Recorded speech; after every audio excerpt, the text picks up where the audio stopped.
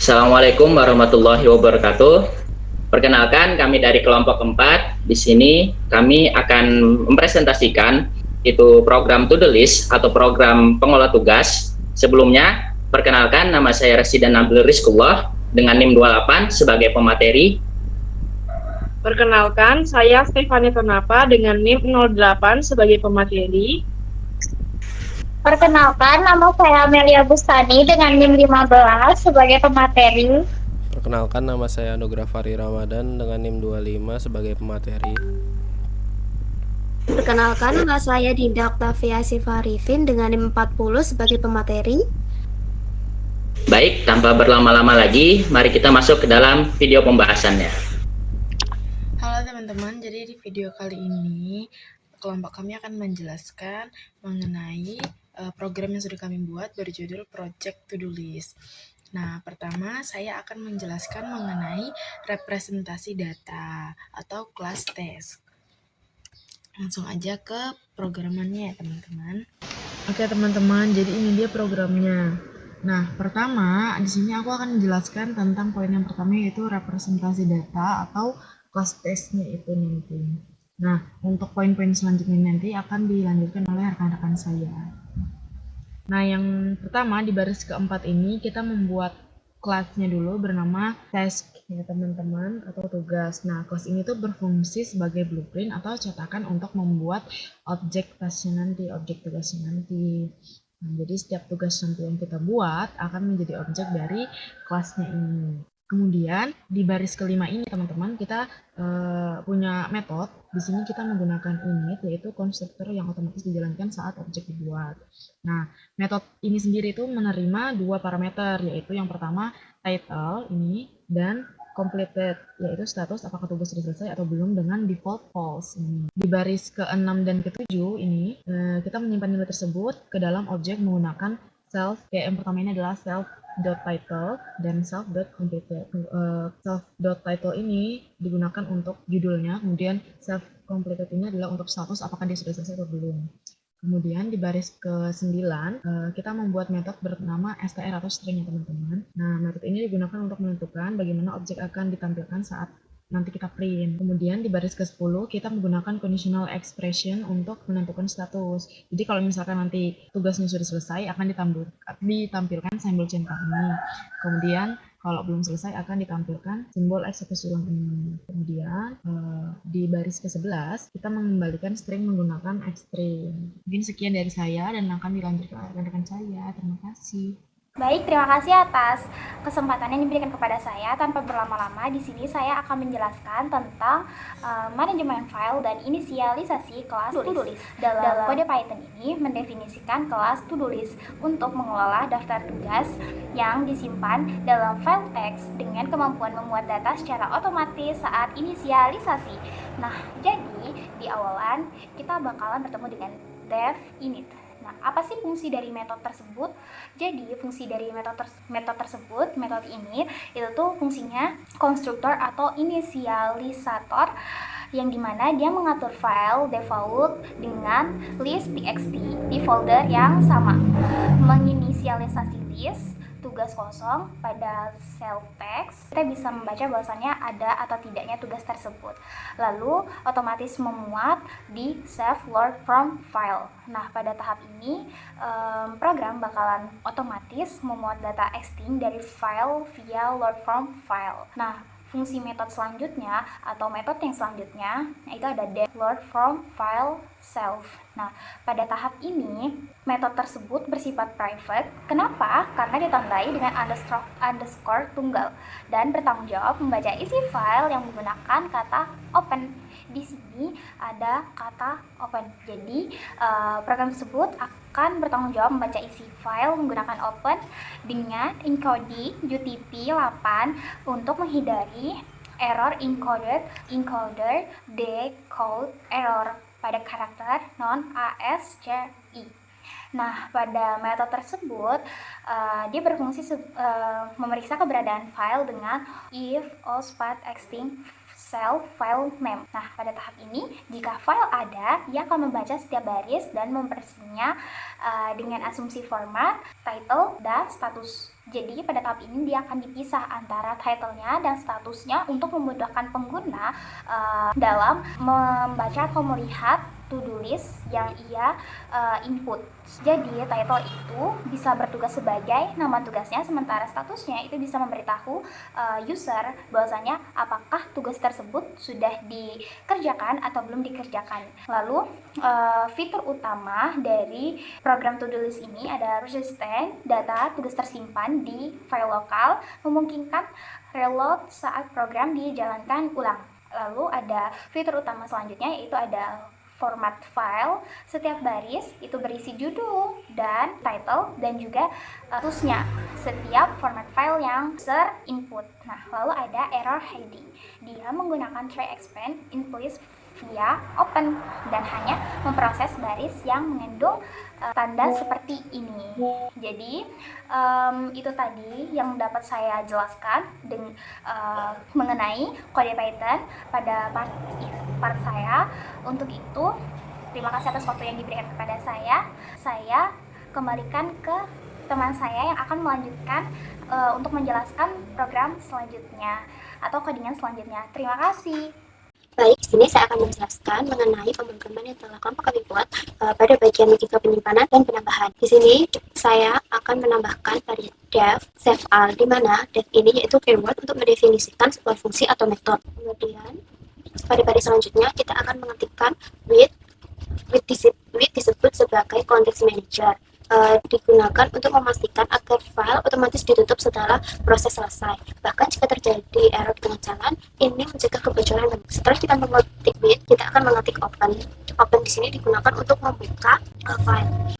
Kemudian pada baris selanjutnya for task in self task. For task in self task yaitu perintah perulangan atau looping. Program akan mengambil satu persatu objek tugas yang ada di dalam list self task. Kemudian task sendiri yaitu variabel sementara yang mewakili satu baris data tugas pada setiap putaran looping. Kemudian pada baris selanjutnya yaitu fwrite. Fwrite sendiri yaitu perintah untuk memasukkan teks ke dalam file. Kita menggunakan fungsi string untuk memasukkan variabel ke dalam teks secara langsung. Kemudian text title dan text complete yaitu mengambil atribut judul dan status dari objek tugas. Kemudian terdapat pipe digunakan sebagai delimiter atau pembatas. Ini penting agar saat kita membaca file nanti kita tahu di mana judul berakhir dan di mana status dimulai. Kemudian selanjutnya kita akan menggunakan def add text, di mana berbeda dengan fungsi sebelumnya yang menulis ulang seluruh isi file. Fungsi add text ini menggunakan pendekatan append atau menambah di akhir. Ini jauh lebih efisien untuk menambah data satuan karena Python tidak perlu menghapus dan menulis ulang data yang sudah ada. Pada baris new task title, baris ini memanggil sebuah kelas bernama task untuk membuat objek baru. Judul yang akan dimasukkan sebagai argumen title akan disimpan ke dalam objek tersebut. Pada new task ini, variabel akan memegang data tugas baru. Kemudian, untuk membarui list memori, kita menggunakan perintah append. Perintah append digunakan untuk menambahkan objek ke new text ke urutan paling akhir dari list self task untuk memastikan data di dalam aplikasi tetap up to date. Pada baris selanjutnya, yaitu kita menggunakan with open, sama seperti yang def save all tadi, kita pada def add text ini kita juga menggunakan with open.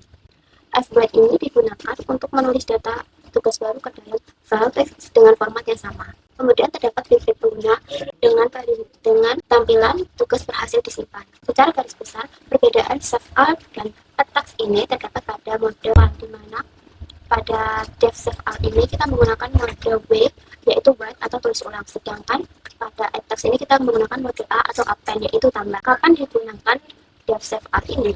Saat menghapus atau mengedit tugas yang sudah ada. Kemudian sedangkan pada def add text ini digunakan saat baru menambahkan satu tugas baru. Kemudian apa dampaknya pada file? Di def save all ini dampaknya pada file yaitu menghapus isi lama dan mengganti dengan yang baru. Sedangkan di def add text ini menempelkan data baru di baris yang paling bawah. Mungkin sekian yang dapat saya sampaikan atau saya jelaskan dari pemrograman ini. Terima kasih. Baik, di sini saya akan menjelaskan tentang fungsi show test dan fungsi markdown. Di sini seperti namanya, show test di sini untuk menampilkan daftar tugas. Jadi pas di menu utama kalau kita milih untuk tampilkan list data, nanti kita bakal dapat ini dulu kayak judulnya gitulah, daftar tugas Anda. baru ada sama dengan gitu di bawahnya. Nah, kalau misalnya file txt itu kosong atau malah belum ada, nanti kita bakal dapat output daftar itu kosong, jadi nggak ada datanya. Nah, selanjutnya itu ada fungsi markdown atau buat nandai tugas ini udah selesai, kayak update file gitu. Nah, jadi kita tiap kali kita menambahkan tugas baru, tugas itu bakal punya statusnya itu kayak kalau kami menambahkannya itu status false gitu. Nah, false itu kita anggap belum selesai. Markdown ini kita bakal bisa nge-update tugas yang sudah ada dari yang statusnya belum selesai menjadi selesai. Ya, selanjutnya ada fungsi markdown. Nah, namanya juga markdown ini buat nandai tugas itu sudah selesai, dan juga buat nge-update data dari file txt tersebut ya. Jadi pas kita awal mau nambahkan data itu akan kita kasih status yaitu false, atau yang bakal muncul itu belum selesai. Nah, dengan markdown ini kita ceritanya kayak nge-update status dari tugas tersebut dari yang sebelumnya false menjadi true. Nah, setelah kita tandai kalau tugas itu udah jadi true, dari false jadi true, itu bakal nge-save. Habis itu di file txt itu datanya bakal berubah dari yang belum selesai jadi selesai, sesuai dengan nomor yang kita pilih, mau selesaikan tugas yang di urutan keberapa. Misalnya di nomor 1, misalnya 1 belum selesai, kita pilih nomor 1, nanti datanya akan ke-update dan dari yang belum selesai itu selesai. Kalau misalnya nomor yang kita pilih itu nggak ada tuh, atau malah bukan angka yang kita taruh, kita bakal dapat output yaitu nomor tugas tidak valid. Jadi nggak ada yang keubah, data yang kita masukin itu nggak ada di file list.txt nya. Sekian dari saya. Oke, baik. Di sini saya akan menjelaskan yaitu fungsi selanjutnya, yaitu yang menampilkan suatu menu utama, yaitu fungsi def dan seterusnya. Dalam fungsi def ini terdapat while, if, perulangan if, elif, dan lain sebagainya. Kita akan bahas satu-satu. Nah, di mana saya menggunakan def ini untuk mendefinisikan gitu suatu fungsi utama yang ibarat kata kita pakai main, yang main ini berguna untuk menjalankan seluruh logikanya program. Selanjutnya ada to do di sini untuk suatu file list text deh. Selanjutnya ada perulangan while true, di mana kita tahu bahwa while true ini yaitu perulangan tak terbatas, yang dimana print di sini berguna itu kayak menampilkan antar mukanya gitu loh di layar. Selanjutnya di pilihan sini, di mana user disuruh input, dia memilih nomor berapa saja yang akan dipilihnya. Jika dia memilih pilihan 1, maka dia akan mengeluarkan function yang nomor 1 gitu. Gunanya to the show di sini berguna untuk panggil metode gitu, supaya dia bisa menampilkan daftar tugas yang sudah ada dari file lain. Ini ada nama, di mana jika kita pilih 1, maka dia akan menampilkan pilihan baru. Di sini juga ada if. Nah, jadi if nama strip ini berguna supaya usernya itu ketika mengambil input ke dalam suatu pilihan ini, dia tidak akan tidak memastikan bahwa spasi itu tidak kosong gitu. Lalu gunanya tuh add text gini berguna untuk memanggil metode gitu. Jadi, selanjutnya ada elif, pilihan kedua, mana elif ini berguna untuk jika user memilih angka 2, yaitu 2 tanda selesai, maka logikanya itu seperti usernya sudah menyelesaikan program tersebut atau sudah selesai menyelesaikan tugas-tugas tersebut. Mana if not to the text ini dia berguna mengecek dulu jika daftarnya kosong gitu kan, maka tidak ada tugas yang ditandai tidak bisa selesai gitu. Ini penggunaan try. Nah, penggunaan try ini kayak penggunaan error handling gitu lah. Jadi dia usernya itu memasukkan selain angka, maka dia akan menampilkan yang ini, masukkan angka saja. Nah, dia masukkan angka bulat atau kita sebut dengan integer. Nah, jadi integer tersebut bisa diproses sebagai indeksnya list tadi. Nah, adapun pilihan ketiga, jika user pilihan ketiga, maka programnya selesai. Dia akan keluar dari menu-menu tadi yang di pilihan kedua ada 1. Nah, adapun yang bagian bawah ini, if nan sama dengan main, jadi dia baris Python yang ini, jadi bisa memastikan bahwa fungsi main itu hanya bisa dijalankan jika file ini dijalankan secara langsung. Jadi bukan diimport dari file lain gitu. Saja kita masuk dalam mendemokan programnya. Maaf, ini kita ulang saja. Dan kita run, di mana dia akan menampilkan file yang di sini yang di ngeprint antar muka ini, yaitu 1, 2, 3. Jika kita ingin memilih nomor 1, angka nomor 1, tuh dia akan menampilkan daftar kosong. Nah, jika kita ingin menambahkan tugas baru, kita masukin tugas apa yang kita mau masukkan gitu. Misalkan tugas dari dosen A, misalkan bahasa Inggris, bahasa Inggris halaman 10 misalkan, kita enter saja. Nah, jika kita ingin melihat tugas tersebut, kita tinggal pilih nomor 1 aja gitu. Nah, dia otomatis akan menampilkan halaman tugas. Dia akan memasukkan inputan kita menjadi suatu tugas, daftar tugas di sini. Tuh. Nah, misalkan nambah lagi, kita masukin tugas baru, misalkan dari dosen B, PBO, pemrograman database kan gitu. Tenggat hari Senin. Nah, misalnya begini, kita lihat lagi. Tuh, dia akan otomatis memasukkan ikutan kita dalam hari ini. Nah, bagaimana kalau kita ingin mentandai bahwa misalkan bahasa Inggris sudah selesai nih hari ini? Kita tinggal pilih nomor 2. Di mana nomor 2 ini kita disuruh memasukkan nomor yang sudah selesai. Misalkan tadi kan bahasa Inggris, maka kita pilih nomor 1 karena kan bahasa Inggris di nomor 1. Kita enter dan kita lihat nomor 1 lagi. Maaf. Tuh, dia akan mencentang tugas-tugas apa yang sudah selesai di sini. Tuh, sudah kan? File tadi yang kita tugas ini juga akan terbuka di bagian file Excel yang saya bilang tadi di sini. Maaf. Di sini. Jika kita buka, maaf ini nggak pakai. Saat kita pakai terminal aja biar lebih enak karena nggak tahu kenapa Pisco saya tidak bisa menampilkannya. Jadi kita buka file yang tadi kita buat di sini. Nah, kita buka open terminal. Nah, sekarang ini. Nah, kita misalkan sudah input nih daftar tugas nih, ya kan? Mana daftar tugas ini tadi ada bahasa Inggris sama PBO. Nah, jadi kita milih kita milih nomor 2 dan kita misalkan selesai nomor 1 bahasa Inggrisnya tadi dan kita lihat kita 3 keluar program maka program selesai, maka dia akan menginput di list tadi file list text tadi tuh dia akan mengidentifikasikan bahasa Inggris ini benar sudah selesai. Nah, PBO belum karena kan kita masih belum nyentang. Mungkin itu saja pembahasan dari saya. Kurang lebihnya mohon maaf. Saya tutup. Assalamualaikum warahmatullahi wabarakatuh. Baik, sekian video penjelasan mengenai pemrograman yaitu program to-do list dari kelompok kami, kelompok 4. Kurang dan lebihnya kami mohon maaf. Assalamualaikum warahmatullahi wabarakatuh. Dadah.